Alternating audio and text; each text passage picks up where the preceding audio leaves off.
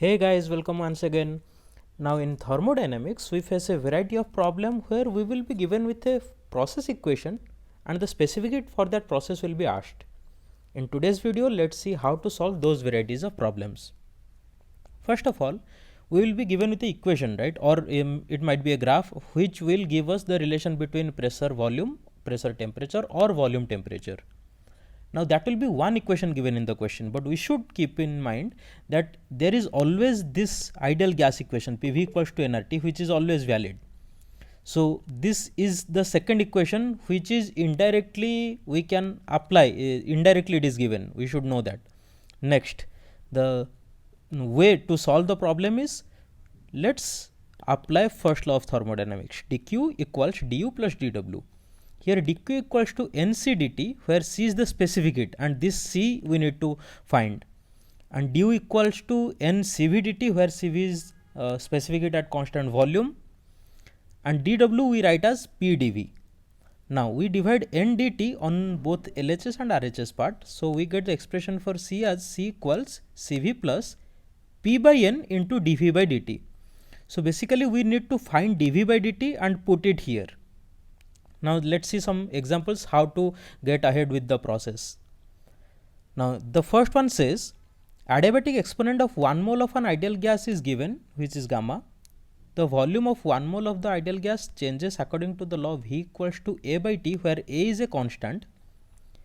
If the gas temperature increases by amount delta T, then the specific heat of the gas in this process is. This is the question. And see here, we are given with the relation between volume and temperature, V equals to A by T. And as I said, we are given indirectly. This equation is always should be applied. They will not write it in the question, right? So I have two equations now, PV equals to nRT and this one V equals to A by T. Now let's apply dq equals to du plus dw. Here dq gives us nc dt equals to ncv dt plus p dv. So c equals cv plus p by n into dv by dt. Now we need dv by dt here, and we can get it directly from this equation because we know V equals to A by T. So taking derivative from both sides, we get dv by dt equals to minus A by T square. Now let's put this equation here.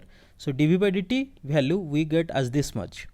Next, p by n. We know PV equals to nRT, right? So from p by n, from this equation we get p by n equals to RT by V. Now by putting these equations, see here, this t and t get cancelled, and by rearranging them, we get the final expression for the specific heat as 2 minus gamma by gamma minus 1 into R. This is our first problem. Now let's go to the second one. Now in the second one, we are given with a graph, and the graph is between pressure and volume. So indirectly this is a straight line, so indirectly they have given by y equals to mx plus c format. From here we get that p equals to some constant into v plus c, but c is our y intercept, right, which is 0 because it intercepts the y axis at origin. So c is 0. So basically we can write p equals to kv. This gives us the relation. The thermodynamic process here is p equals to kv. Now again we apply the first law, dq equals to du plus dw, and by rearranging we get c equals cv plus p by n into dv by dt.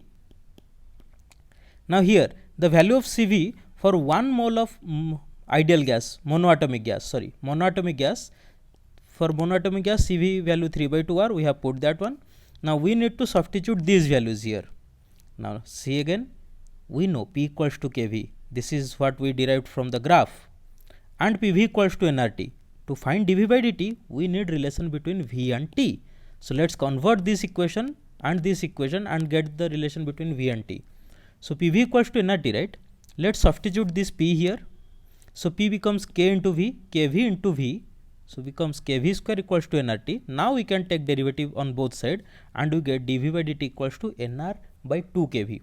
Now let's put this value here. So dV by dt, instead of dV by dt, I have put nR by 2 kV. Now see, this K into V form, K into V, this is equals to P.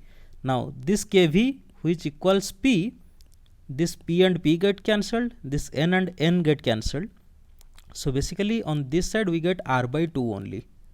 So this is 3 by 2R, this is R by 2, and we get 2R as specific heat. See here. This is the second problem. Now go to the third one. Now here it says find the specific heat for the process P equals P naught into e to the power kV. Now again, according to our rule, so let's apply the first law, dq equals to du plus dw, and instead of dq nc dt, instead of du ncv dt, instead of dw p dv. Now here again by dividing n dt we get this expression. Now we need to put the values of p by n and dv by dt, right? Again, for dv by dt we need the relation between v and t, but the equation given is of relation between p and v. So see here, pv equals to nRT and p equals to p naught into e to the power kV. In this, let's substitute this p. So we get p naught into e to the power kV v equals nRT. Now taking derivative on both sides, we can get dv by dt. Here while taking derivative, see we have two functions here which contain v. So it is of this format, u into v form.